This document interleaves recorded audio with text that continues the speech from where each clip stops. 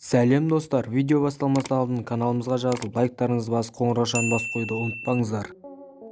Бұл қызықты оқиға 2017 жыл Америка құрама штаттары Детройт қаласының маңында орын алды. Толығырақ айтатын болсақ, егінші Андрестің егіндік алқабынан құпия зат табылды.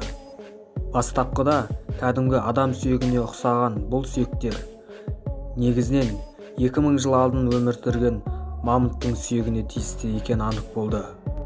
Ол сүйектерді қазып алуға 4 күн уақыт жұмсаған айтты.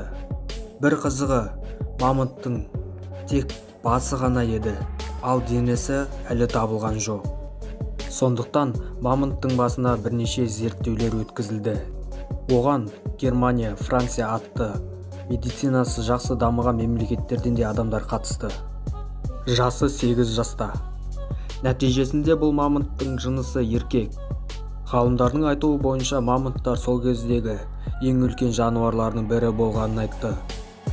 Мамонттың бас сүйегі 2 тоннаға жуық салмақ басты. Ал бұл мамонттың бас сүйегі Детройт қаласының музейлерінің бірінен орын тапты. Қазір бұл мамонттың басы сол жерде сақталуда. Видео ұнаған болса, лайктарыңызды басып арнаға жазыңыздар. Келесі видеода кездескенше.